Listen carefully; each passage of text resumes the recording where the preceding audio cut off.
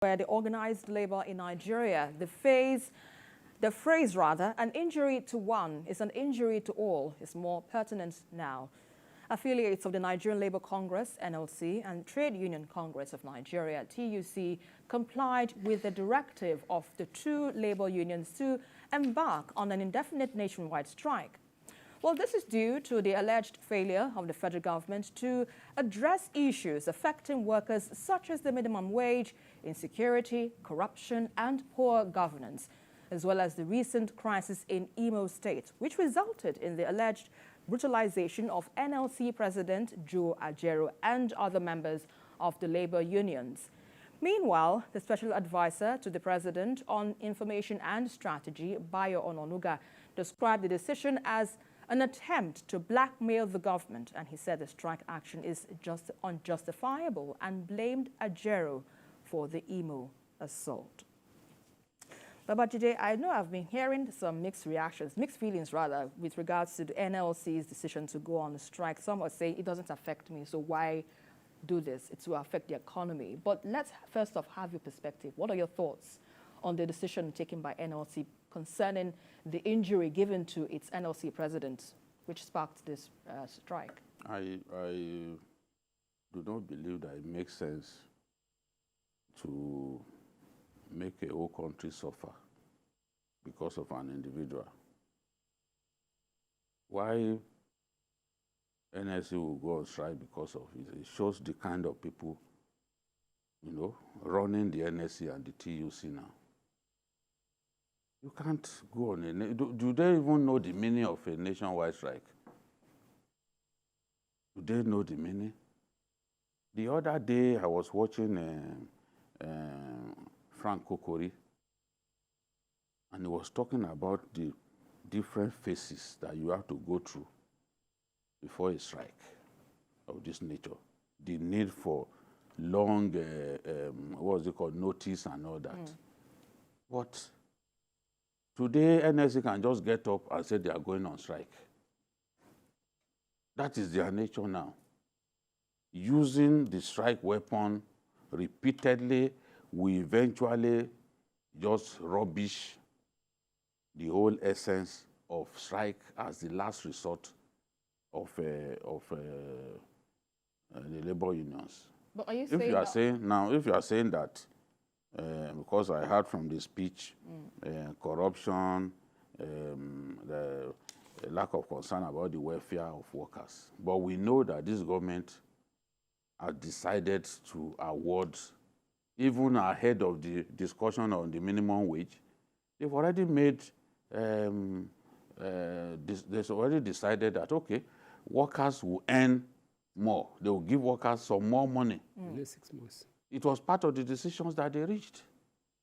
So if, in spite of this, you are talking about welfare workers, that maybe they are not taking care of workers, then what are you talking about? Some people are even complaining that the money that the president set aside for workers is too much, that it will hurt the economy. I've seen some of those analyses. Workers in the past, labor leaders have suffered for their members in the past. It's not a good thing to beat Ajaero the way he was beaten. I oppose it, and I am not surprised because I know that they could do it in that state. I've said it before that that place that you went to, they can do that kind of thing to you. So he shouldn't have gone? No. Okay, what did he go there to do? Let's even clear it. If the union in the state is saying that, look, we have not complained to you, because it's the union that should invite you to say, look, we have crisis here, come and help.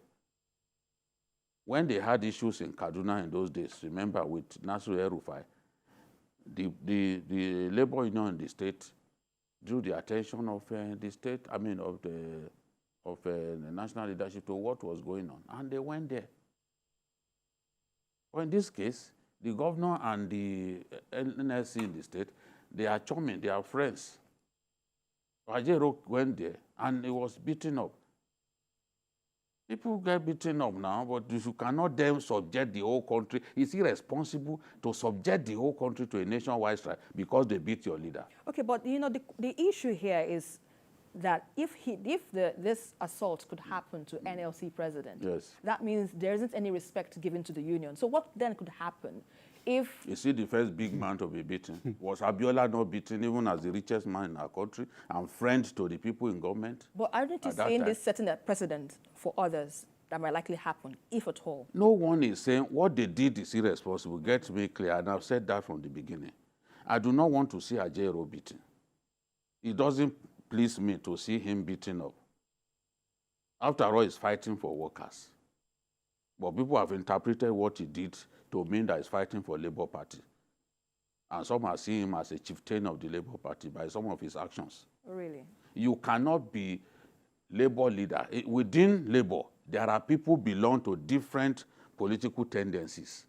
You can't force everyone in Labour to see reasons, to see things politically as you. And it was justifying it that, yes, Labour Party, or in other countries of the world, Labour has, but that's not the type of Labour Party that they have over there. What is the Labour Party? Labour Party today is made up of a good number of former PDP members who just saw an opportunity to use the Labour Party, use Peter Obi's popularity to win elections. How many of them, without Peter Obi's name, can win an election? After the presidential election, what has been the fate of Labour Party?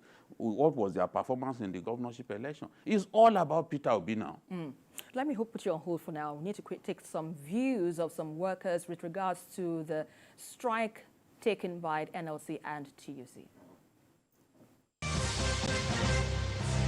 There is an order of court restraining TUC and NLC from going on strike.